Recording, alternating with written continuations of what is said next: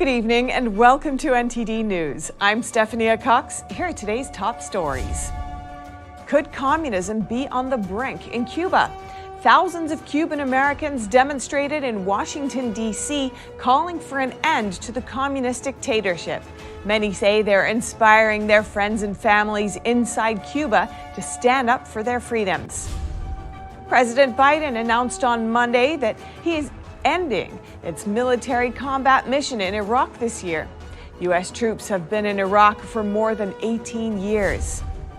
A new report from the Senate. It says the Biden administration is spending millions of taxpayer dollars per day on its attempts to suspend border wall construction.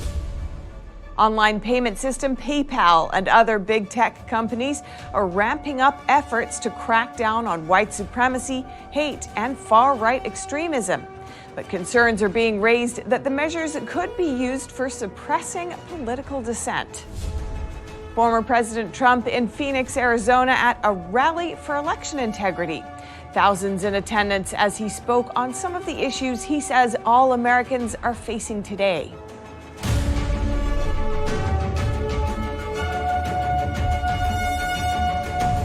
In the nation's capital, thousands of Americans, including many members of the United States Congress, came out in protest today against the communist regime in Cuba. NTD's Steve Lance is in Washington, D.C. with the details. We're here at Lafayette Park in Washington, D.C., where hundreds, if not thousands, of Cuban Americans and Americans are coming out to rally against communism in Cuba, calling for an end to the communist regime. They're saying that it's time for freedom-loving people from all around the world to voice their support and get behind the Cuban people in their plight for freedom. We had a chance to speak with a few United States congressmen and ask them why they're out here attending this event and voicing their support for the Cuban people. And there are thousands out here, Cuban exiles, many members of Congress. We believe in the ideals of this country. We want the people of Cuba to have those same freedoms that we cherish here. And that's why it's so important when people do stand up, understanding what they're risking, that the United States stand with them. And this is very clear. You're either on the side of freedom or you're on the side of those who repress freedom.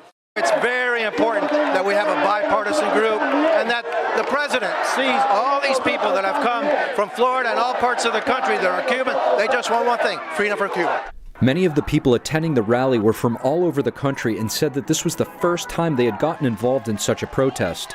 They had all echoed the same thought and said that there cannot be real change without having their voices heard. We need to support them. We need them to know that we're here, we're Cuban American, we already have our lives here. We don't need, most of us, we don't want to come back, but we want them to be free, finally free of that dictatorship. We're talking about all the countries, all the people affected by communism worldwide, and not only communism, globalism, the extreme left, everything that is taking the struggle between good and evil. This is the moment. We cannot wait anymore. I think this is the best moment for Cuba. This is very important, not only for Cuba, it's for the war. After the rally, thousands of people marched from the Cuban embassy right here behind me. One of the messages was that people wanted to make clear that they don't want food, they want freedom. They also said that this is not an issue of Cuba alone and that freedom-loving people from around the world should voice their support for the Cuban people. And it doesn't appear that this will be a fleeting issue, as there are other large-scale events planned in Washington, D.C. tomorrow calling for an end to communism in China. Steve Lance, NTD News, Washington, D.C.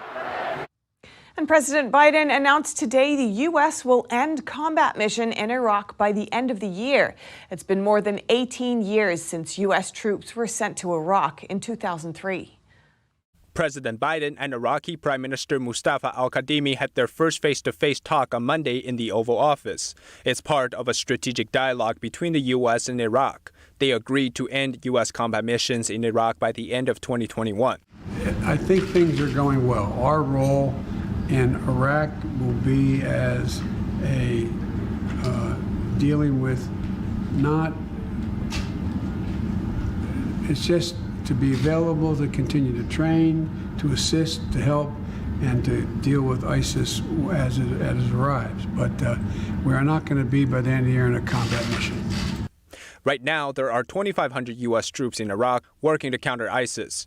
Biden did not say how many troops would remain in Iraq when the combat mission is formally completed. The U.S. will shift its role in Iraq entirely to an advisory and training mission by the end of the year. According to a senior Biden administration official, ISIS remains a threat, and there was a bombing in Baghdad just this week, and Iraq will continue to need support in advisory training and capacity building. Earlier this month, Biden said U.S. troops will be out of Afghanistan by August 31st. He's completing U.S. combat missions in the two wars that then-President George W. Bush began under his watch. And President Biden today announced nominations for 8 U.S. attorneys across the country. The Senate needs to confirm these nominees. If passed, they would run offices in D.C., Indiana, Maryland, Massachusetts, New York, and Washington State. The White House says many of these picks are historic firsts, including the first female or black attorneys to lead in some districts. The Justice Department has 93 U.S. attorneys. They supervise federal criminal prosecutions, which is crucial to cracking down on violent crime. And $3 million a day. That's how much it's costing not to build the border wall. A new Senate report says Biden's attempts to end wall construction have cost taxpayers well over $1 billion since he took office. NTD's Kevin Hogan has more on that and a surge of migrants attempting to cross into Texas's busiest border sector. Senate Republicans authored a new report that estimates President Biden has spent at least $1.8 billion on his efforts to end border wall construction. The report cites records from the Senate Homeland Security and Governmental Affairs Committee, as well as estimates from the Pentagon and court filings. The lawmakers determined the suspension of wall construction initially cost $6 million per day, and now it's been reduced to $3 million. That's because Department of Defense contractors carried out layoffs.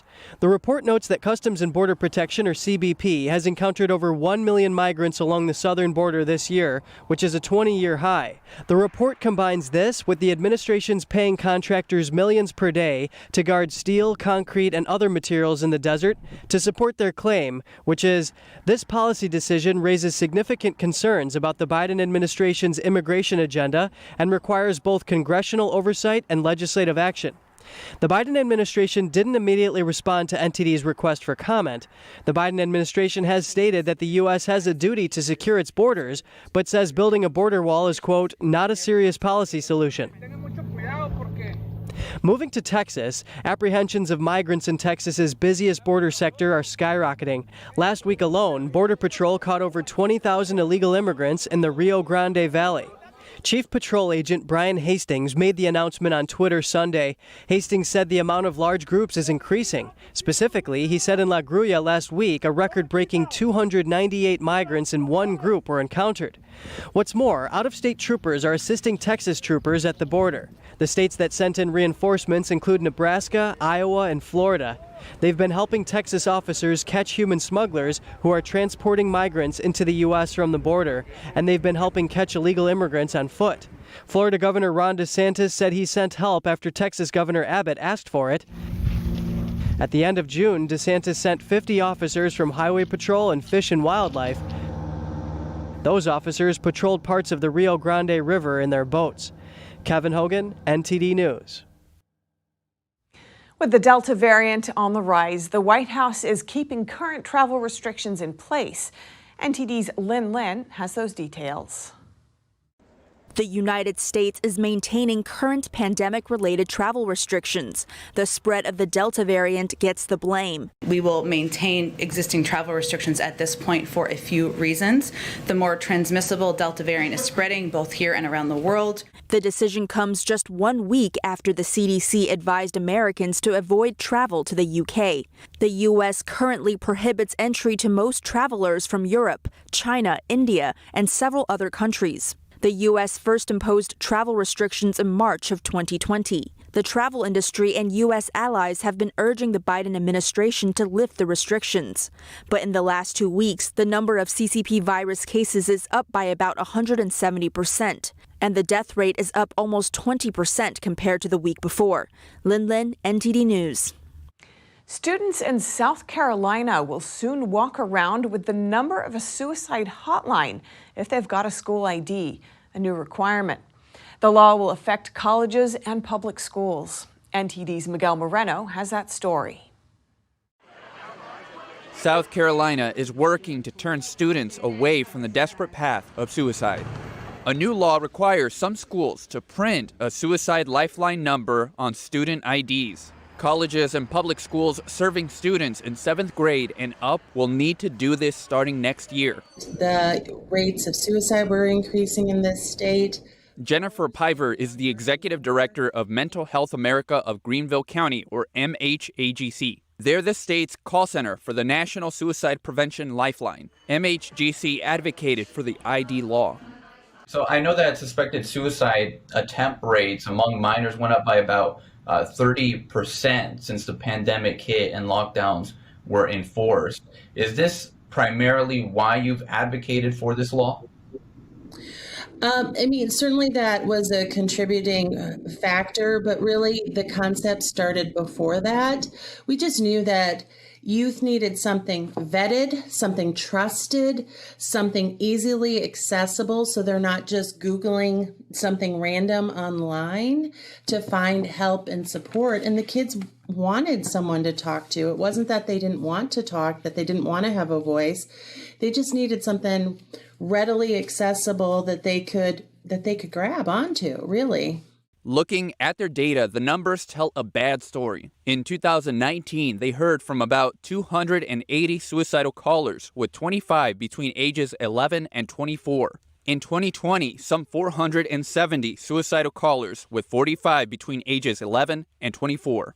Piver says she hopes this law helps reduce the stigma associated with getting help. As for what parents can do, Piver says it's very helpful when kids have good models that know how to cope with stress. Miguel Moreno, NTD News.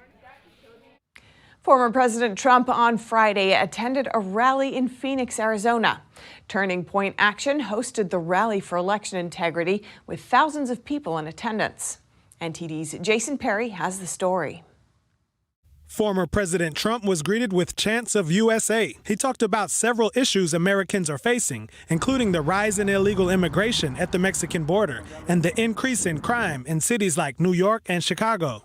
The crime has never been higher than it is now. You have in Chicago, hundreds of people are being shot every weekend. In Afghanistan, we haven't lost one soldier in Afghanistan for the last year and a half. In Chicago, they have 188 people shot over a weekend, many of whom die. That's worse than any war zone anywhere in the world. Later, the former president said the mainstream media has been silent on some of the findings from the Arizona audit of the 2020 election. Like it or not, we are becoming a communist country. That's what's happening. That's what's happening. We are beyond socialism. When you have no press, that you can talk to, that's how a communist country begins. They have no press. We find things in Arizona, and other than a couple of great networks, we have no press. We have no voice. President Biden became the first Democratic presidential candidate to win Arizona's election in almost 25 years, defeating Trump by less than 1 percentage point. Jason Perry, NTD News.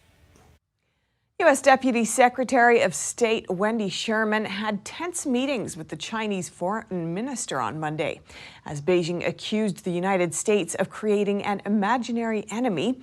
Sherman reminded CCP officials that people are not bargaining chips.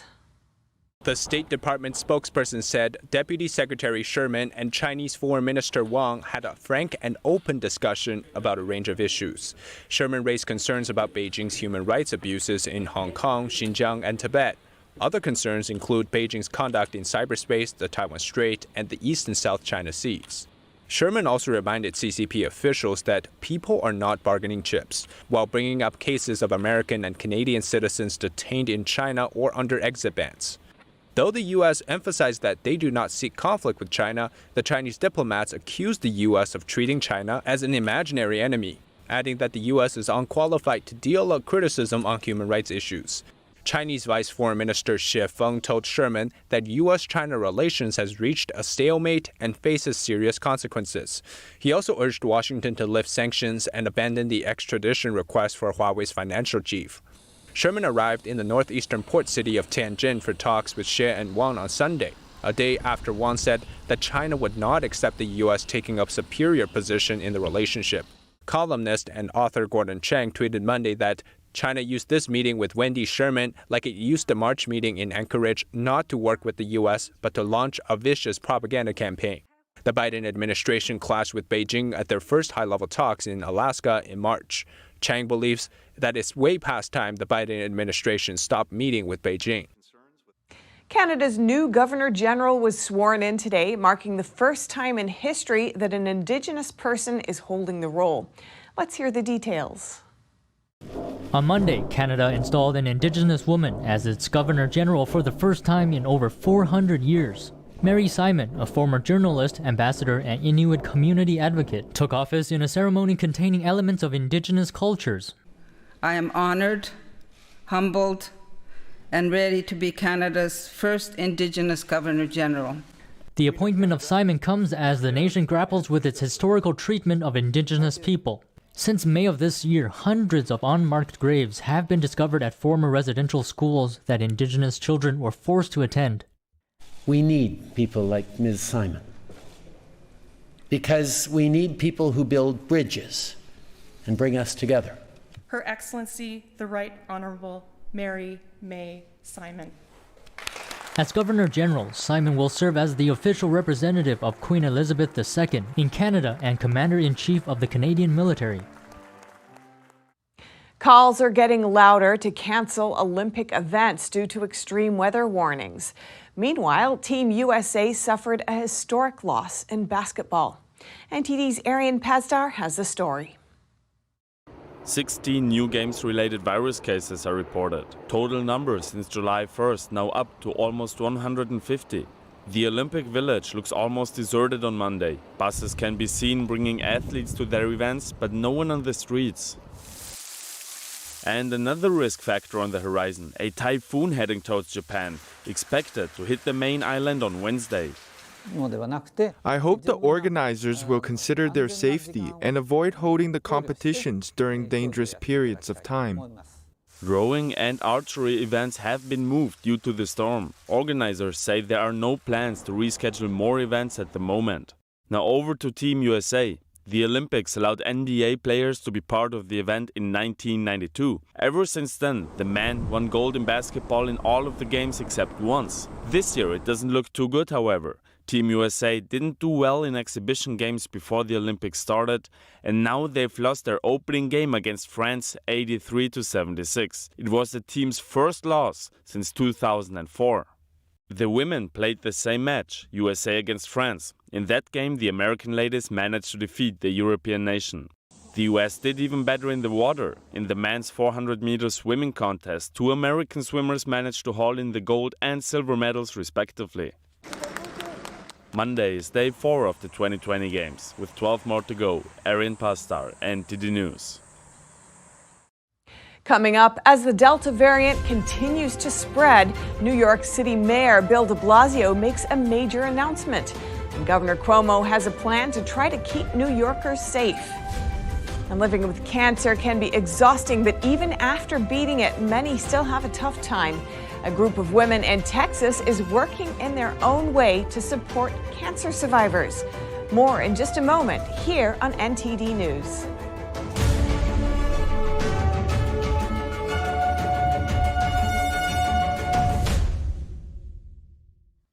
As the Delta variant continues to spread, New York City Mayor Bill de Blasio says all city workers must get vaccinated or get tested weekly. NTD's Jason Perry has the details. Once the epicenter of the CCP virus, New York City is now seeing rising cases in the Delta variant. In an effort to curb the speed, New York City Mayor Bill de Blasio made a major announcement on Monday. On September 13th, the entire city workforce will be mandated under the COVID safety mandate to either get vaccinated, which is far preferable, or get tested once a week. This means everybody. This means obviously everyone who works in our schools, our educators and staffs, staff, it means the NYPD, the FDNY, it means all city agencies. It means people who work in offices and people who work on the front line. Everyone. And New York Governor Andrew Cuomo also pushed for more vaccinations. What do? Get smart. Target the communities that have high COVID spread and a low vaccination rate. Be smart. We have the data. He says getting everyone vaccinated is the best way forward. Currently, 25% of adults in New York have not been vaccinated, which is about 3.5 million people. Jason Perry, NTD News. And cancer, it can shake a patient to their very core and impact entire communities. But for those who survive, the healing has just begun. And in Texas, a group has found a way to help survivors continue on. NTD's Arian Pazdar has the story. 1, 2, 3. They're called Pink Fury, and they're fighting against cancer in their own way by racing dragon boats. It's the most incredible sport that you could ever get involved with. All members of Pink Fury are women who survived cancer. It's the first team of its kind in Texas. Their goal is to help survivors and their families, both on and off the water. It's very grounding, being out in nature plus having a team working together towards a common goal and knowing that it's not just a team, but y'all have been through the same or similar circumstances. Unfortunately, cancer sometimes runs in the family. One member joined the group because of a relative. I got on the team actually because my first cousin was on the team and she kept asking me to do it and I kept promising, and unfortunately she passed away. So I said I'm going to go do one practice and then go, thank you very much, it's not for me, and that was in 2009. The boat racers agreed that no one suffering from cancer should go through it on their own, be it willingly or unwillingly. It may be easier in that moment to do it alone and I don't know, not necessarily be selfish, but just isolate yourself, and I don't think that's healthy in the long run. I was never a very social person, so it's really brought me out of my shell, taught me how to be around people and not have a panic attack, and just the importance of being around other people and doing other things for other people. So it's a great experience. I really love it. Setting it off. Dragon boats originally came from China. They're believed to date back as far as 2,500 years. The boat racing traditionally included aspects of religion and community celebrations, along with competition. Arian Pazdar, NTD News. This year's annual Hemingway Look-alike contest has a winner. He's a 63-year-old owner of an electrical and plumbing supply company, and he's from Ambrose, Georgia. After 4 days of competition against 136 contestants, Zach Taylor won out on Sunday, bearing the closest resemblance to the Pulitzer and Nobel Prize winner. The men performed on stage at Sloppy Joe's Bar, a watering hole frequented by Hemingway. Hemingway has been a fixture of ours since we started coming down to the contest. You know, everybody's read The Old Man in the Sea and things like that he's wrote, but coming down here you start to see bits and pieces of a man you knew nothing about. They were judged by previous winners for their likeness to the iconic author, whose notable works include The Old Man in the Sea and The Sun Also Rises. Taylor not only bears the resemblance, but said he shared Hemingway's passion for fishing and hunting. The contest is the highlight of Key West's Hemingway Days Festival that began on Tuesday, and honors the esteemed author who lived on the island during the 1930s. Last year's event was canceled because of the pandemic. You know, I think Papa would be proud of what's been accomplished in his name in a town he loves so well. Festival events included a mock running of the bulls, a 3-day marlin tournament, and a short story competition directed by Hemingway's granddaughter, Lorianne Hemingway. Andrew Thomas, NTD News. Crowds in New Jersey once again enjoyed the festivities of a hot air balloon festival after it was canceled last year due to the pandemic. The 38th annual New Jersey Lottery Festival of Ballooning took off on Saturday. The event took place in Reddington, New Jersey, where crowds watched as over 100 colorful hot air balloons filled the sky. Certified commercial pilot Scott McClinton elaborated on the festivities and the bubbly atmosphere. Ballooning was founded in France, and that's where they perfected it. And of course, the French, they like to drink wine. So at the end of every flight, we celebrate with a champagne toast, and we toast first-time passengers. We toast landowners, because without landowners, we wouldn't have a place to land, and we toast our crew. A clear sunny day and calm winds were ideal for flight, and families enjoyed the festival's return after last year's event was canceled because of the pandemic. Kyra Grimes in nearby Flemington was pleasantly surprised by an unexpected landing. I've lived here for 13 years in Hunterdon County in Flemington, New Jersey, and I've never had a balloon land in my backyard ever, and I'm so excited because we were watching them from our porch this morning, and then all of a sudden there was a balloon that was right over our house, and I was like, land! And they finally landed, and I couldn't be happier. The New Jersey Division of Travel and Tourism says the annual festival is the largest summertime hot air balloon and music festival in North America. Andrew Thomas, NTD News. Coming up, paramedics assigned to the Dixie Fire in California saved a boy from drowning in a hotel pool. They were at the right place at the right time. And California is mandating health care and state workers to either receive COVID-19 jabs or have weekly tests. The new requirement is in response to increasing cases of the Delta variant. More in just a moment on NTD News.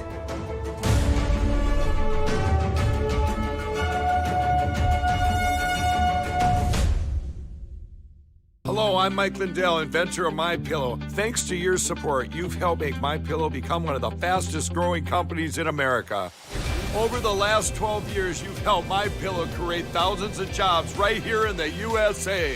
When I got MyPillow, I'm asleep almost immediately. I stay asleep at night and I wake up more well-rested in the morning. That's why I invented MyPillow. My patented fill adjusts to your exact individual needs and helps keep your neck supported and aligned.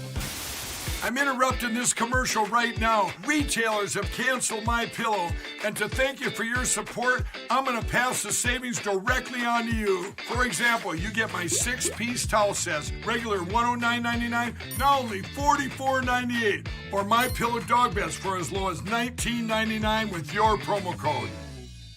For the best night's sleep in the whole wide world, visit MyPillow.com. Navigating a world of economic madness, you need to have the right guide. What do today's decisions mean for your tomorrow? We ask why. What's the alternative? Uncover the deeper reasons and the hidden influences, and highlight the real opportunities for profit. At NTD Business, we connect the dots for you. Good evening. Thanks for joining us. How prepared is your family if a tornado shows up at your doorstep, or a flood, or a hurricane? You can't just turn away a natural disaster. That's why it's important to go to ready.gov/plan now. It has the tools and tips you need to make an emergency plan with your family. So if disaster comes knocking, let's go. You'll be ready to help keep your family safe. It's just a pizza. Yes. Make a plan today.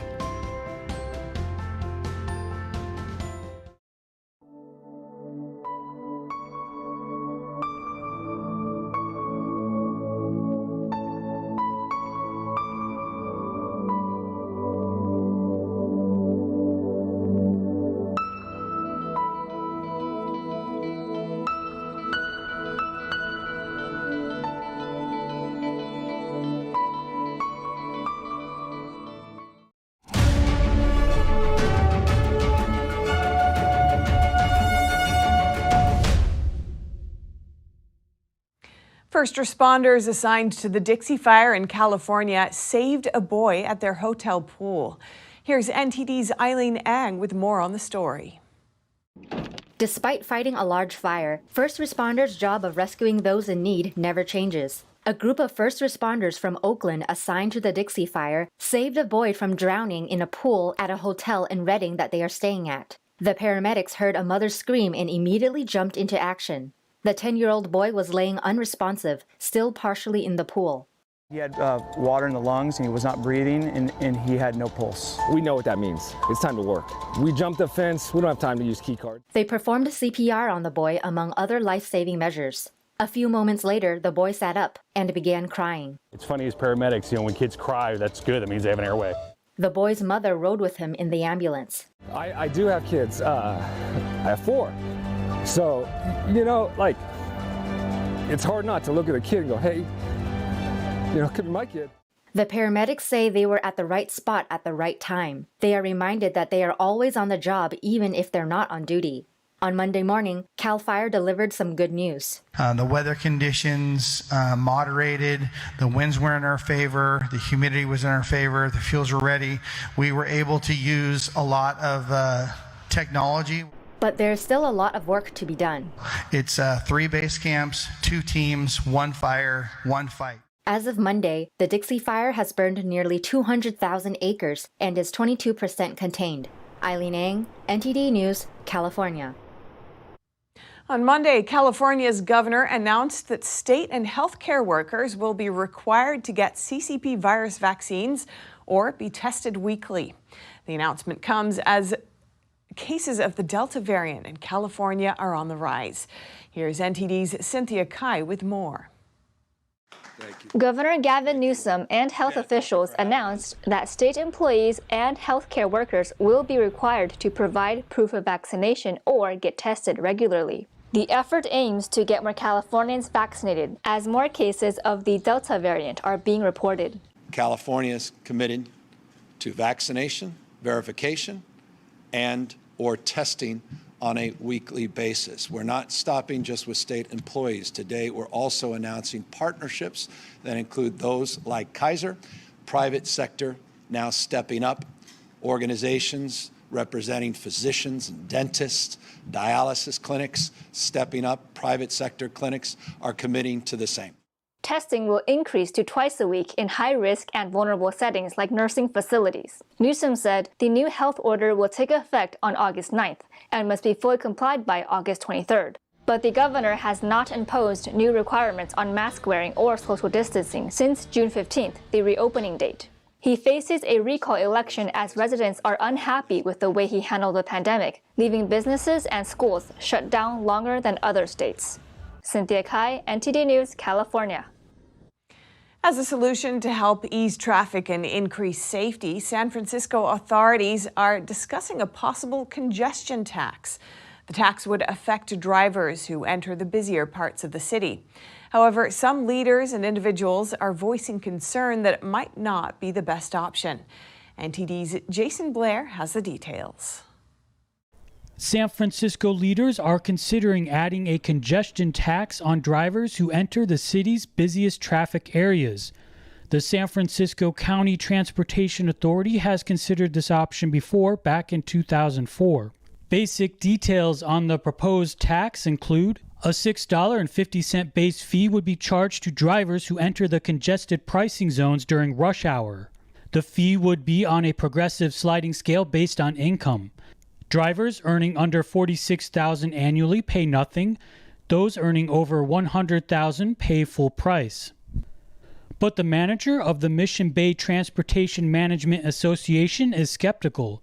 Wendy Silvani says, "This is kind of the wrong time. The parameters are changing, and we don't know yet how they're changing, and it's going to be a while before we do know." There are also concerns of how it would affect tourism in the city. One tourist told KPIX News, "As a visitor and someone who regularly comes here to see the sights and to eat at restaurants and just to walk around and have fun, knowing that I have to spend money on everything else really would maybe kind of drive me away." According to the city, a congestion tax program will take at least 3 to 5 years to plan. Jason Blair, NTD News, San Francisco. In California, several plaintiffs said that the governor overstepped his authority when the state barred in-person teaching in 32 California counties. California's Ninth Circuit Court recently ruled that state leaders violated families' educational rights.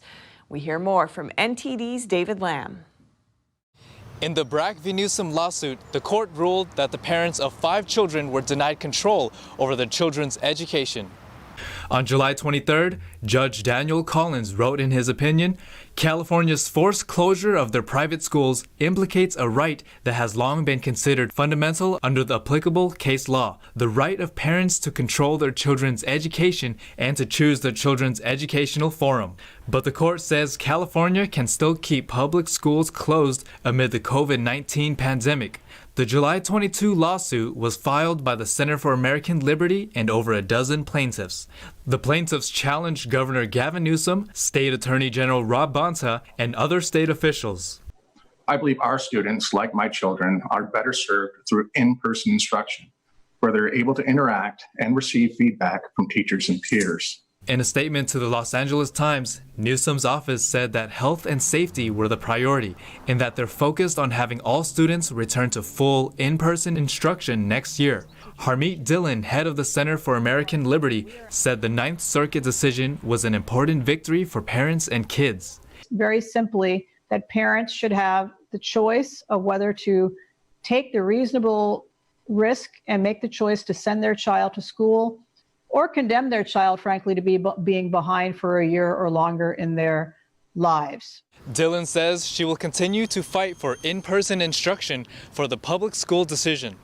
David Lamb, NTD News, California. The world's largest garlic festival resumes this year, but in the form of a drive-through. Even though it's much smaller, people are glad to return for a taste. Here's NTD's Eileen Eng with more at the opening weekend. This year marks the city of Gilroy's 42nd Garlic Festival. Due to last year's pandemic lockdown restrictions, the festival was canceled. This year, it's resuming, but with one major difference. I can smell the aroma of garlic in this alleyway. On one end, hundreds of volunteers prepare the food and cook it like it was a live food show, and people would just stop and watch and film as they pick up their food. Hundreds of volunteers, mostly from Gilroy, cook, prepare, and pack the food to go. One chef even shared a secret to a recipe. You gotta put a little bit of garlic on it. You think that's enough? No, she says. How about that? Is that enough? One more! This is not the Mushroom Mardi Gras. This is the Gilroy Garlic Festival. Come on! It's his 30th year volunteering at the festival, like many others. Huge flames are all part of the show. It's hot! It's really hot! You can feel the heat from here. Customers must place orders 24 hours in advance online. The festival takes a certain number of transactions per half hour and sold out on opening day. Gilroy as a community is so resilient. You know, with the challenges, especially with COVID, everyone was affected by that. And so coming together, it's just made it so much easier to do this. We have a focus. Not only our local residents are supporting us, but people from throughout the state and throughout the country are coming. I heard a story, somebody say they drove all the way from LA just to pick up some food and drove all the way back home. How are you guys doing today? Good, how are you? I'm 170. Doing great, glad to be here. I know, sorry. It's not a festival, so they can't walk around and interact, but they can still, talk to us and, appreciate, express their appreciation for this. So it's a huge thing in this community. The drive-by food for the Garlic Festival is the beginning of what's going to happen next year. I look forward to it being live again. Customers all have their favorites. The pepper steak, 4 of them, and of course, extra garlic bread. All the steak sandwiches and, and the sausage sandwiches, yes, that's what I ordered today. We got the famous pepper steak, it's got a shrimp scampi and garlic bread, and then extra garlic bread. Yeah. To date, festival volunteers have raised over $12 million since 1979 for local charities. The drive-through gourmet alley will be open for one more weekend. Eileen Eng, NTD News, California. Coming up, a survivor recounts his experience of escaping China's flooded tunnel. He says hundreds of cars were trapped in rising water and there was no rescue. And a sign of China's frightening environment for journalists. Foreign correspondents there are having trouble covering the recent floods. Find out more here on NTD News.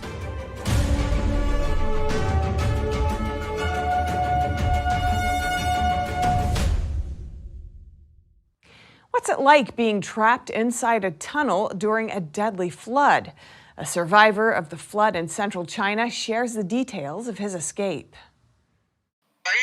There has been no rescue. This is what Zhengzhou resident Zhao Jun recalls after escaping from the flooded Jingguang Road tunnel. To protect his identity, we gave him a pseudonym. Hundreds of cars were trapped there, but instead of getting help, they were put in danger by local authorities. The man says he was stuck in traffic in the tunnel around 3 p.m. last Tuesday. We didn't know the exit was blocked, so we entered the tunnel. After blocking the exit, local authorities didn't shut the tunnel's entrance. Cars kept entering and got stuck inside. If they had not allowed cars in at the entrance, there wouldn't have been so many cars there. Zhao was angry. If they didn't seal the exit and seal the entrance, then after all the vehicles were evacuated and left the tunnel, there wouldn't have been such a serious accident. There would still be hope for survival. Floodwater began to seep into the tunnel. Within a few minutes, the water level rose rapidly. Cars there began to form multiple lanes and slowly squeezed forward until they couldn't move anymore. Zhao says he abandoned his car while it was stuck in rising waters. Many people behind him did the same. The water began to seep into the chassis of my car. I left my keys there and only took my phone and umbrella and ran out. When I got out of the car, the water outside had reached my waist. After we came out, the water immediately filled the tunnel. People in cars behind and in front of us had no time to run, and cars all got washed away. Zhao finally got out and walked up the slope outside the tunnel. The place was full of people who just escaped. It was raining hard outside. Zhao was drenched in the rain. His entire body was trembling. Everyone was panicking. Those who can swim went down to save people. I can't swim, and I did not go down. I held the child on the shore. I saved the child. It was terrifying, because there were children and pregnant women. Zhao says authorities don't care about their losses, and the car's damages are all at the owner's expenses. As for how many people died in the tunnel? It's really hard to specify how many. Authorities are still draining and extracting things from the tunnel. The military has taken it over. Even rescue workers from local authorities have been evacuated. Local residents are not allowed to go near the tunnel either. Zhao says the flood was the worst in the tunnel between 5 p.m. and 6 p.m. By that time, Zhao had already escaped. The tunnel is a major thoroughfare running from the north to the south of the city, home to over 10 million people. The day after the flood hit, authorities started draining the tunnel. Videos circulating online show large numbers of cars piling up, and dead bodies were seen lying in the streets. Officials only reported 6 deaths in the flooded tunnel, but local rescue workers and residents told German media DW that the actual death toll is believed to be much higher. More analyses of the flood in Zhengzhou appear to show that water discharged from nearby reservoirs caused the disaster. And it's not simply a natural disaster, as Chinese state media claim. It's common for Chinese authorities to discharge water from reservoirs without warning because they can avoid giving out compensation. More evidence is showing that water discharged from reservoirs caused the flood in Zhengzhou City. It's not just water from one reservoir, but at least 5 on the day the flood was the most severe. And from that day on, at least 47 reservoirs across the province have discharged water. That's according to the Chinese regime's official reports. Muddy water poured into the city and accumulated at a terrifying speed. That's unlike what rainfall is usually capable of. NTD current affairs analyst Tang Jingyuan says both the tragedy in the subway and in the tunnel were due to severe flood strikes, and they have to do with the water discharged from reservoirs without warning. Germany-based hydrologist Wang Wei-Luo says in an interview with Radio France International, quote, "The scale of the unwarned discharges far exceeded the capacity of the surrounding rivers." A leaked internal document shows the discharge began before authorities sent out a notice telling residents to evacuate. And it says the volume of the water discharged can be more than 26,000 gallons per second. Zhengzhou's Meteorological Bureau issued 5 red rainstorm warnings in 2 days. That's the highest level. Despite the warnings, the city was operating as usual. The subway didn't close, and businesses didn't tell workers not to go out for work. And for some time after the flood had hit, there were no official rescue operations. Some survivors later recall when they finally got through with the emergency rescue hotline, they were told to help themselves. Chinese state media said the following day that authorities deployed 150 soldiers for rescue work, and after long hours of intense work, the soldiers fell to sleep on the ground. People immediately pointed out the soldiers' neat and clean uniforms, questioning whether they've really done any rescue. The military's cleanup work is all done in secret, and they are tightly controlling the scenes and preventing people from going close. This raises the concern that the military may further restrict information about the disaster. Wang says he believes it may take years, even decades, for the death toll to go public. Many question why authorities didn't warn residents before discharging water from the reservoirs. It's a common practice in China, but authorities never officially explained why they do it that way. A quote from a CCP official circulating online since last year seems to explain the situation. The official says discharging water from reservoirs can only be done in secret. If we issue a notice, then there comes the problem of compensating those living in the downstream villages, their livestock, crops, and businesses. If we don't issue any notice, then that counts as a natural disaster, and there is no need to give out compensation. Foreign correspondents in China trying to cover the flood situation are met with hostility from local residents. Some journalists are even reported to the police. NTD's Tiffany Meyer has the details. Some residents in central China's Jinzhou city and other flood-hit areas are preventing foreign correspondents from reporting on the floods there. Reporters affected include those from America's CNN and the Associated Press, the UK's BBC, Australia's ABC, and Germany's DW. Local residents accuse foreign media of demonizing China and deliberately discrediting China. Some even asked to check the videos the reporters had taken. German journalist Matthias Bollinger posted a video over the weekend showing people surrounding him. He said he was pushed and shouted at, and someone even tried to snatch his phone. Alice Su from the Los Angeles Times tried to explain the issue to residents for Bollinger. Dake Kang from the Associated Press also tweeted that the exact same thing happened to him at almost the same location, and it was even worse. He got reported to the police. Bollinger said the media environment in China right now is frightening. He added he thought the people on site were there partly due to curiosity and partly plainclothes. And a notice has been circulating on Chinese social media over the weekend, warning residents in Jinzhou not to give interviews to foreign media. The notice also said people must not forward this warning to others via the internet. They can only forward it verbally. As flood waters start to recede in central China's Jinzhou city, possible casualty figures are gradually coming into light. A recent online video shows a nearly 60-foot-long bus being dragged out of a submerged tunnel. Some netizens are discussing whether this tunnel is the worst-hit location during the flood, but it's unclear if any bodies were found inside the bus. Authorities are not letting people get too close to the site of the disaster. They hung a banner close to the entrance of the tunnel saying, "Everything you say or do represents the image of Jinzhou. Please do not gather here." The police are also seen lining up alongside the highway next to the entrance of the tunnel, watching the passing vehicles. They are there to stop onlookers. Because of the strict control measures, some question if authorities are trying to cover up the actual death toll. And a typhoon is hitting eastern China's coastal region, causing even more flooding. About 2 million people have reportedly been relocated.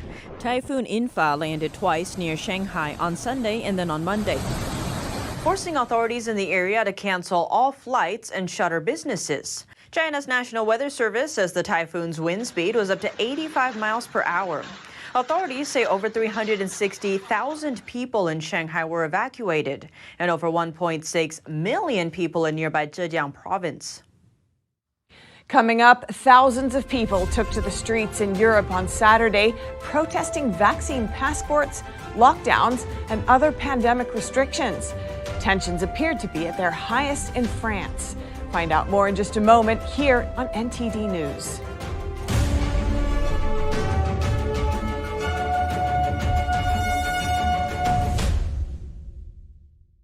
What does it mean to devote your life to the truth? Does it mean investigating communist subversion here in America?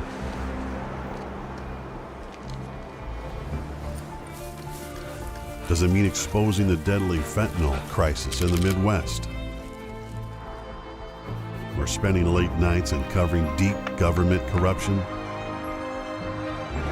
Does it mean persevering over 20 years, even after 4 masked men set one of our printing presses on fire last year? Because at a time when America's traditional values are under attack,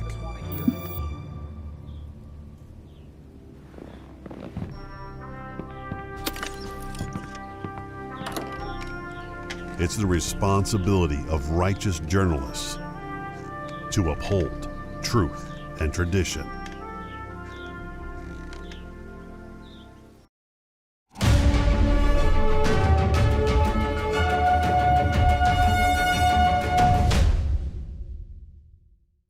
Thousands of people took to the streets across Europe on Saturday, protesting vaccine passports, lockdowns, and other pandemic restrictions. Tensions appeared to be at their highest in France. NTD correspondent David Vives spoke with protest organizers and participants. Thousands upon thousands of anti-vaccine passport and anti-lockdown demonstrators came out to protest across Europe on Saturday. In France, around 160,000 demonstrators took to the streets of Paris, opposing a health pass that will be mandatory for getting access to restaurants, hospitals, trains, planes, and many other places. Many workers and employees are also required to get the shot. This nurse says she's been left with no choice. Either I get vaccinated or I'll be fired. I will very likely find myself another job. This restaurant owner says she won't ask customers to show their health pass, no matter the cost. Until they force me to close, I'll stay open. We have to discriminate between vaccinated and non-vaccinated people. We know that vaccinated people can still transmit the virus, so what's the point of this health pass? The pass is a part of a bill voted by the parliament. It would force people to show proof of vaccination or recent testing to enter restaurants and other public areas. The bill also includes some of the toughest anti-COVID measures in Europe, like compulsory vaccinations for all healthcare workers. The organizer of this protest says 100,000 people attended. He says he thinks the health passport is a tool to monitor people. 5 times a day, your identity will be checked. The government will know what you are doing and where you are at every moment. Moreover, this is a form of discrimination on France's territory between the vaccinated and non-vaccinated. This is unthinkable, a historic turning point. Demonstrators have scheduled more events across France this week to keep protesting the health pass. David Vives, NTD News, Paris. 2 of Madrid's most famous sites joined the UNESCO World Heritage List. NTD's Joy Duguid has those details. UNESCO added 2 of Madrid's famed landmarks to its list of World Heritage Sites on Sunday. Retiro Park is an urban green space with a boating lake in the centre of the city. It has evolved from being a palace and garden for the king in the 17th century. El Parque del Retiro era un parque real. When the Retiro was a royal park that was donated to Madrid City Council, actually to the citizens. The design has changed since then towards a landscape designed for the enjoyment of citizens, shade, promenades, etc. It's one of the city's most popular attractions for locals and tourists alike. I think it's like literally the heart of Madrid. I don't know anyone who comes to Madrid and doesn't go to the Retiro. Whether it's for a walk, to have a drink, it's the centre. Adjoining the park is Paseo del Prado, one of Europe's most famous streets. The boulevard is home to several prestigious buildings, among them the Prado Museum. The promenade for pedestrians has been popular since the 15th century as a place of recreation for all social classes. UNESCO highlighted the influence the properties have had on the designs of other cities. Madrid City Council agrees. Paseo del Prado is the first tree-lined urban promenade recorded in the history of Western urban planning, and it is a landscape model which was exported to America. Spain has the 3rd highest number of World Heritage Sites in the world, after Italy and China. Joy Duguid, NTD News. And that's all for today's news. Thanks for tuning in. I'm Stephanie Cox.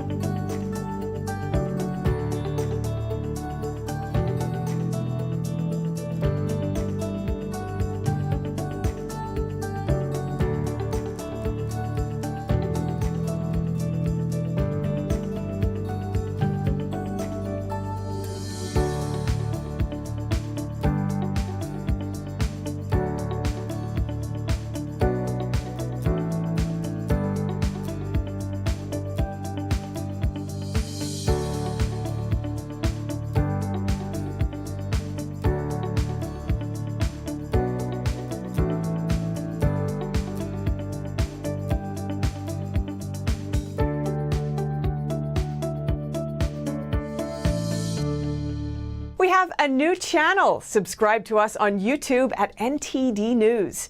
Get the highlights of our news broadcast and the most important headlines that we curate especially for you. Don't let YouTube decide what information you get. That's your choice. YouTube is deleting our videos and cuts you off from a source of honest reporting. Make sure you don't lose access to NTD's news content, and take a quick moment to subscribe to our newsletter so no matter what happens here, you'll keep your access to a trustworthy news source.